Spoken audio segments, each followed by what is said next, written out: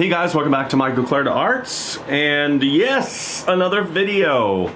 So awesome to have you guys in the studio this morning.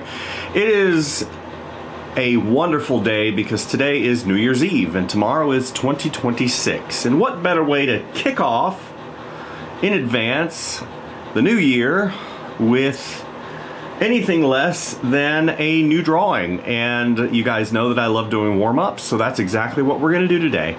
We're going to do some drawings this morning to warm up for the rest of the day, rest of the work day of some squirrels. So let's go ahead and get started.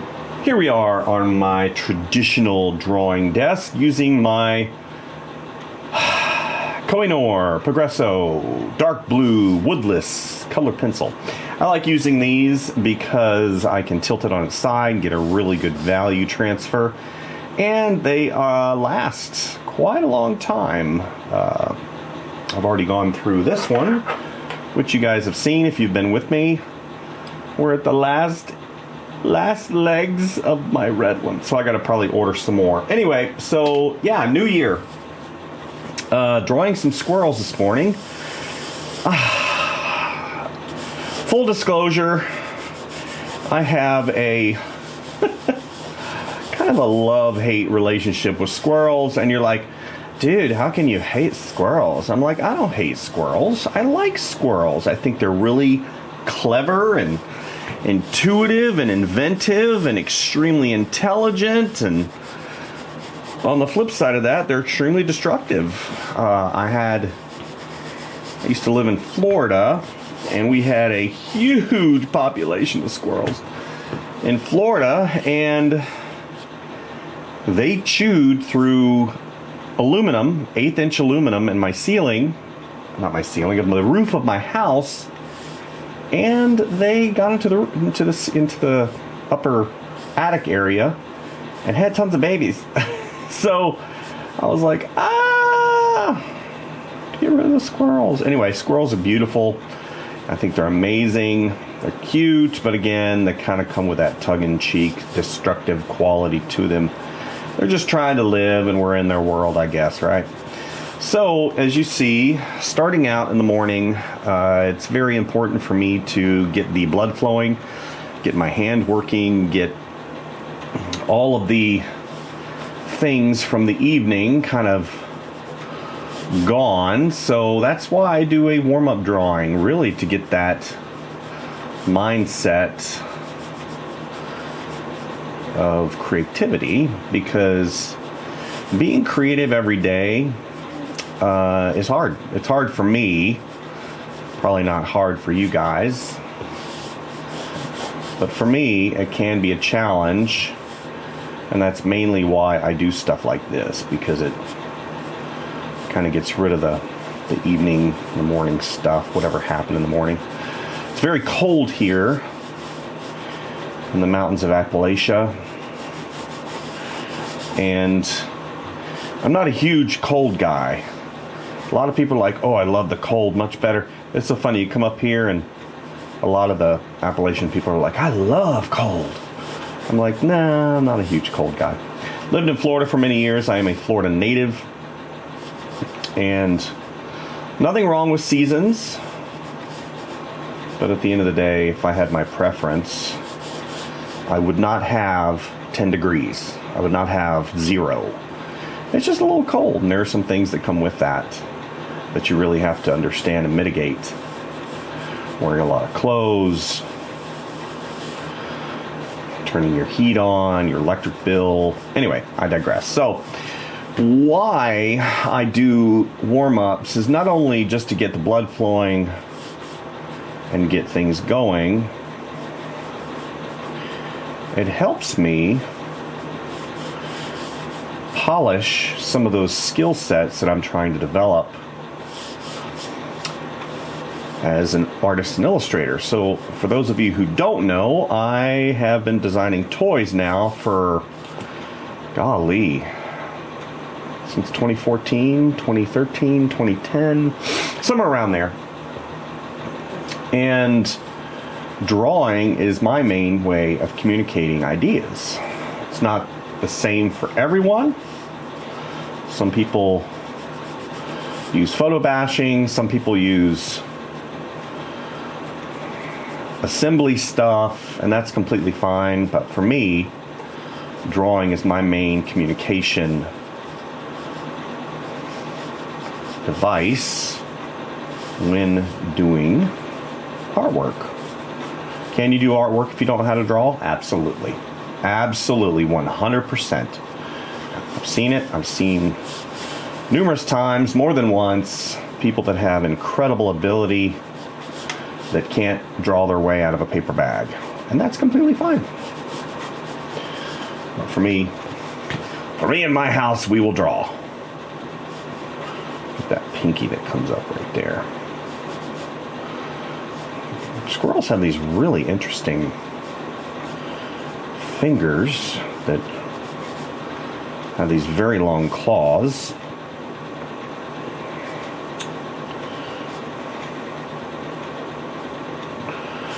And don't ever think a squirrel will not get you.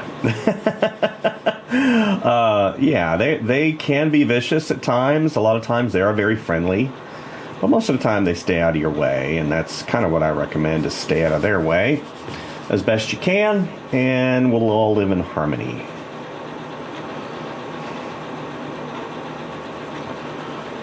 There we go. Living in harmony, that's what I like. Just down a little bit. Okay, come around here, the body goes like this. That leg comes around. So I talked a little bit in the last video about quote-unquote drawing through. So I've got this stick that comes up, and we'll just butt end it like that if we want to go ahead and do something like this to kind of show that it is broken. You can do that, but I think in terms of simple shapes, trying to keep things quote-unquote simplified, because I don't want to overcomplicate things. I like silhouette. I like understanding where stuff needs to be in the composition. For me, obviously, for you, it might be different. But simple is good. So that's why you'll see me draw in big, simple shapes, and then I'll come back and I will basically, let's go ahead and do some fur here. I will basically start putting in details after I have worked out anatomy, positioning, composition.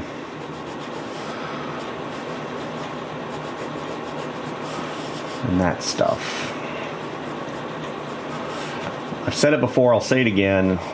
It is your drawing, you do what you want. There is, quote unquote, many ways to come to the same solution based upon experience, based upon your viewpoint. And a lot of people will say there is a right and a wrong way to draw. And I would definitely err on the side, if money is involved, yeah, there is a way, because when you go too far left of center and your ideas are really weird outside of societal norms, a lot of times people just don't quote unquote get it. I don't get it. I don't understand. And if you want your drawings or you want your artwork, especially when money is involved, to sell, those are considerations. However, there is, in my opinion, no bad drawings. And you would say, what are you talking about? There are a lot of bad drawings. Well, if you learn something from it, is it really quote-unquote bad? I would have to say no. And I learn all the time, because I fail miserably all the time with drawings.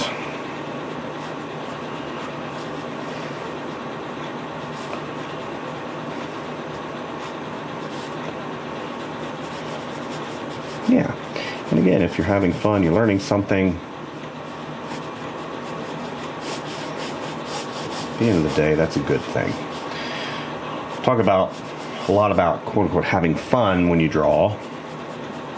Sometimes I don't. And I'm being real with you guys. Sometimes drawing is hard for me. Actually, a lot of times drawing is hard. It may not seem that because I have a way about me about doing things, but no, drawing can be hard at times. I'm tired, human. A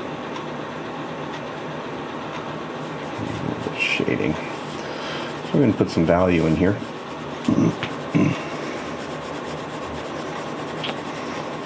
The trick is, if you were to go ahead and go outside, which I recommend you doing a lot, because if you don't go outside, you're going to miss the world. There are so many things like this out in the world that you can find.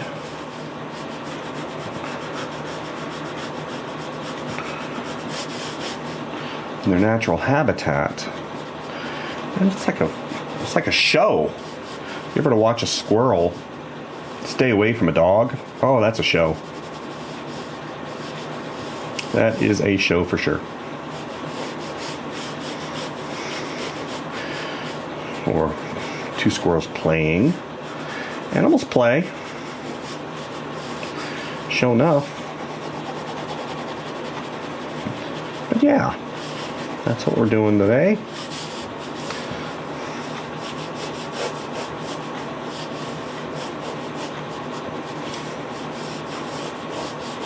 A little bit of value here. We're going to go ahead and shade this in a little bit darker.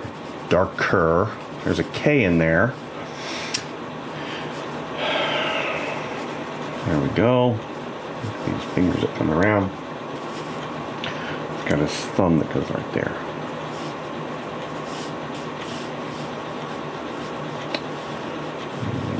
Okay. Shading it in. Having a little bit of fun this morning, and we're going to go ahead and put some more value in this right here. A little bit darker. For a pattern right here. It helps when doing value to squint a little bit, because you want to look for shapes. You don't want to so much look for details just yet. If you think in terms of shapes a lot, which I do, squinting helps me. Seeing shadow shapes.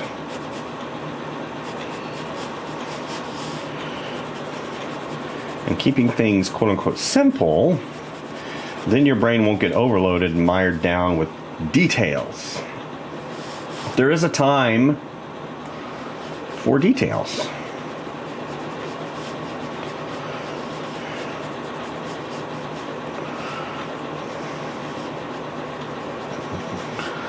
So let's go ahead and sharpen that pencil just a skosh.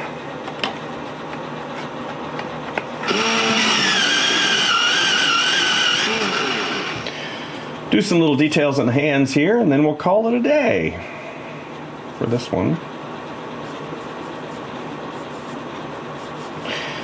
College that I went to in Daytona State, had a huge population of squirrels, and they had been trained by the students over the years and years to expect food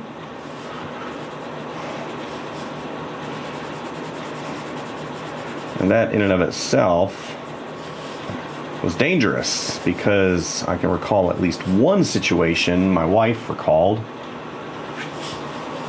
where the squirrel got a little too frisky with one of the faculty and climbed up her arm as she was trying to feed it a breadcrumb or something along those lines, and bit her on the neck, and then took the breadcrumb and said, "Thank you, have a nice day." So squirrels definitely have character. Go ahead and shade this in just slightly. Okay. Let's go ahead and do this.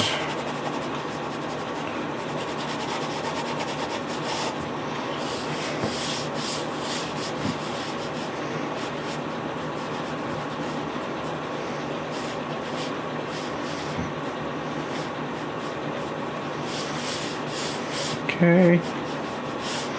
Come up.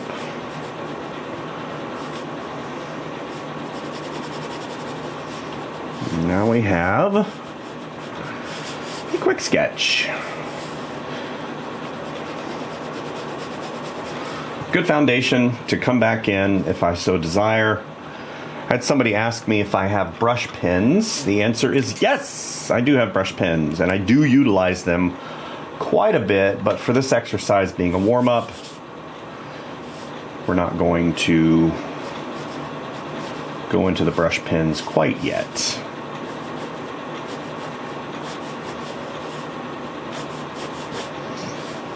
Okay, a little bit darker.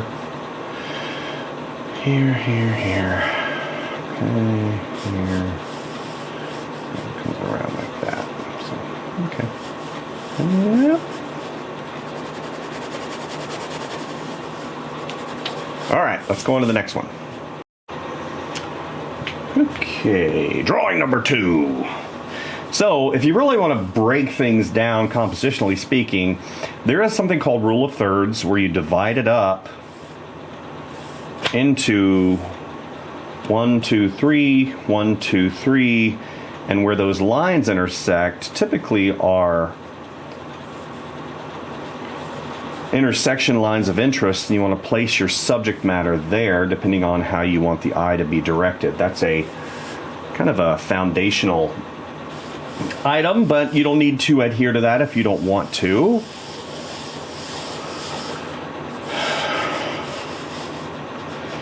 My philosophy is I have seen incredible drawings that don't adhere to any principle. Particularly, they're just really creative and awesome.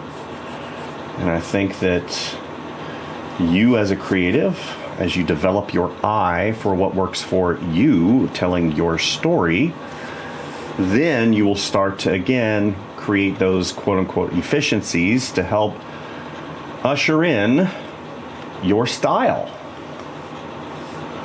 Everybody's like, I want my own style.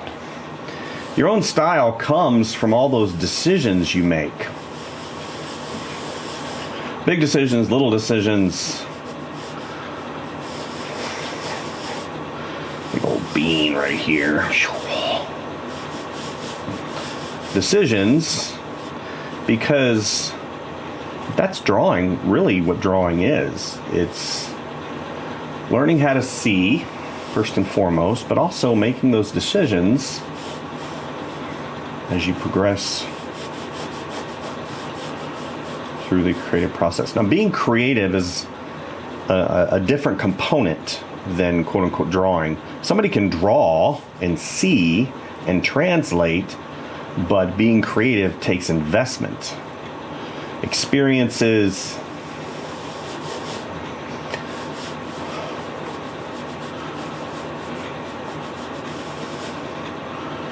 and looking at what you like. I mean, there's a lot of things going on when you draw.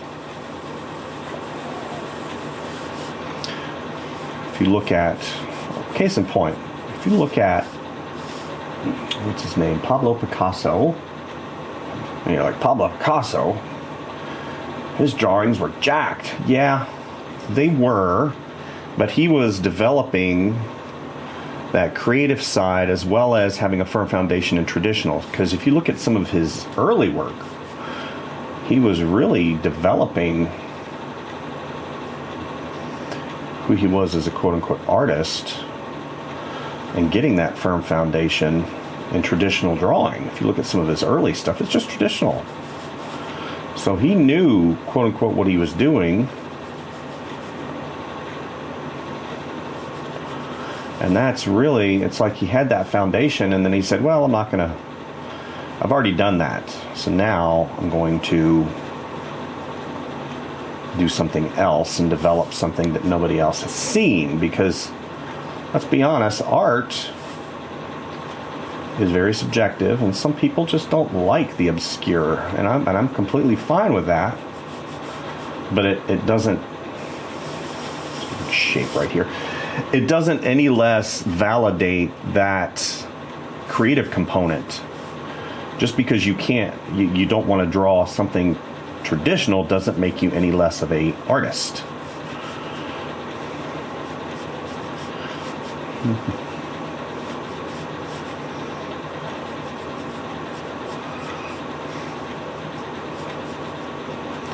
Now this isn't really stylized. We're going for more of a traditional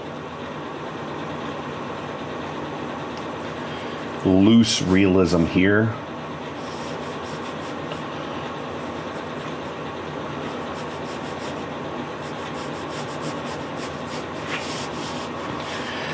And as you see, I won't focus on one area particularly unless it is an anchor point.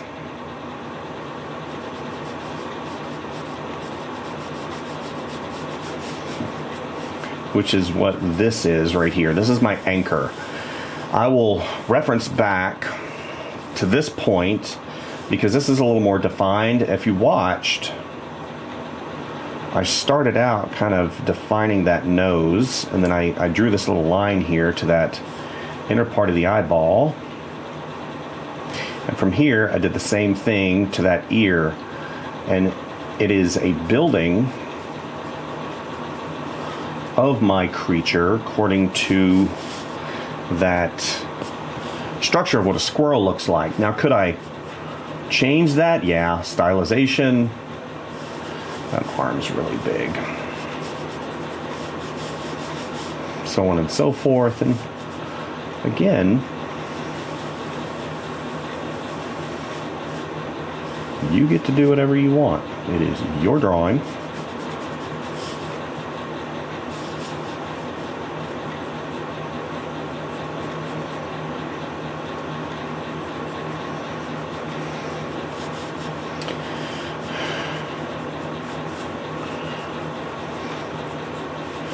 It is your drawing. You can do whatever you want. And that's what's really cool about this whole drawing thing. I get a lot of people ask me to draw anime. Can you draw a so-and-so character anime? I'm like, yeah, I can. But I choose not to.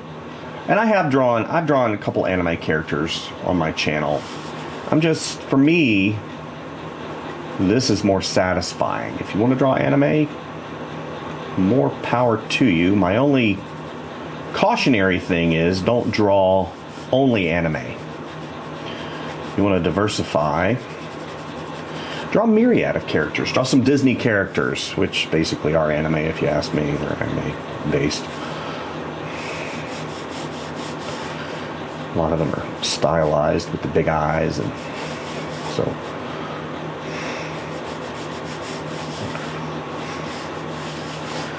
draw some Marvel characters, draw some video game characters, and just try things out, right?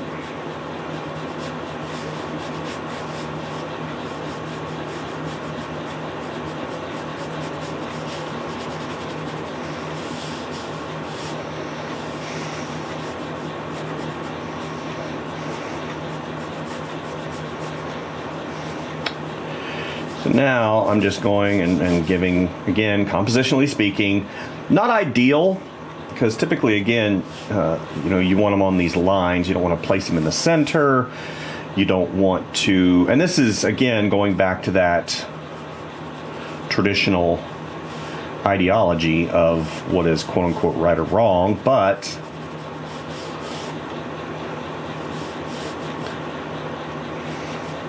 for something to read in my brain, I like having those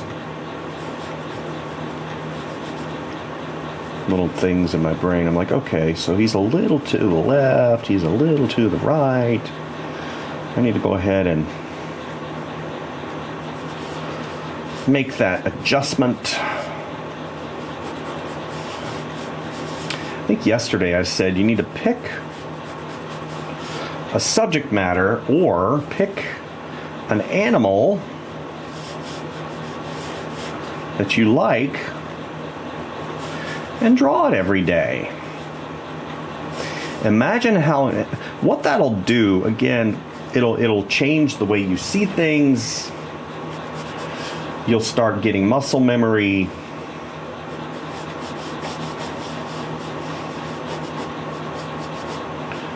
And develop your style without you even realize you're developing it. I know that sounds a little cryptic and eclectic. The thing is you will naturally create efficiencies for yourself. Like I can recognize efficiencies that I create. So whenever I'm doing anchor points, you'll see me draw these little lattice lines to help tie elements together, and then I build. So I usually use the head as my measuring device that helps create other areas. And then since I look at things in terms of simple shapes, I will look at Mr. Squirrel here and think of him as two shapes.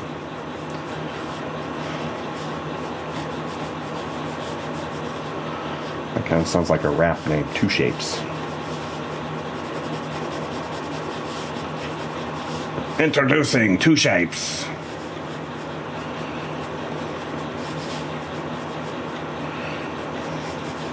So I also talked about fur and how you don't really need to draw every single element of the fur, every single strand. You can do, again, think in terms of that shape of fur. Even in the interior, putting some simple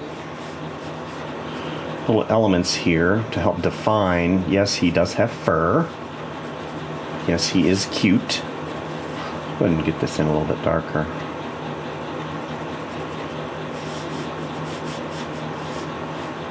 Good. Define that. And you don't have fingers. Hands are hard, in my opinion, because there's a lot going on. There's an internal structure. There's all kinds of perspective. There's fingers. There's different size of finger. There's nails. But you don't have to draw every element of the hand. That's plenty. Look at it in terms, again, as a shape. And you'll do great. I am confident in that. I believe in you. If nobody else believes in you, I remember when I was younger, unfortunately, I had people in my life that were kind of from old school. And they had maybe grown up in the Depression, so they had a lot of negativity with regards to life. Oh, I've been through the Depression. And some people were very positive, so you kind of have to have that balance. But it was my grandmother, and she kind of poo-pooed my drawing aspirations. Even though I did have some promise early on in terms of quote-unquote ability, I knew it was going to take a lot more. But she kind of poo-pooed that. And I remember my mom, my mom got wind of that. Oh my gosh. It's like the fire brimstone from the pits of Valhalla came out of her. And she just basically ripped into my grandmother. Oh my gosh, because it was her in-law. And that was an unpleasant day. How dare you say that to my son? And I remember my mom said, don't ever let anybody poo-poo your dreams, son. You want to be an artist, you be exactly what you want to be. And that really kind of was awesome. And I didn't let my poo-poo grandmother poo-poo my life choice.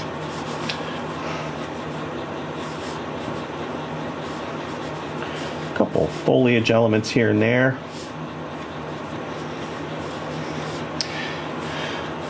To wrap things up on this New Year's Eve. And for those of you who are going to stay up late tonight and watch the ball drop for 2026, enjoy. For me in my house, we will go to sleep. I've already done all that. I mean, early on, I used to stay up and, watch the ball drop. I'm so excited. I remember back in 1999 to 2000 when they said Y2K was going to blow up the world. And everybody was watching. Oh, the computers are going to crash. Airplanes are going to fall out of the sky. This is what they told everybody. Because the clocks, the computers can't handle it. They fixed all that. Absolutely nothing happened that I could recall.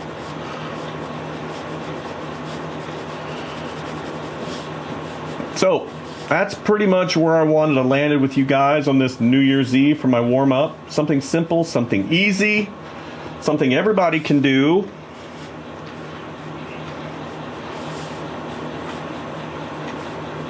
We will do other types of drawings as well, not only just these pencil drawings, but also maybe throw some color in there. We'll see. Maybe we'll do a marker drawing. I love markers. I'm a huge proponent of markers. I love them. Brush markers, possibly. Somebody did request that. And by the way, I do read all of your comments. If you don't put curse words in them or some other type of element, I do read them all. Most of the time I comment on them. Most of the time. Doesn't happen always, but I try to. A little bit of lichen here. Fungi. But yeah. So we'll sign it and see. All right, you guys. Have an awesome, happy new year. And enjoy your day. See you next time.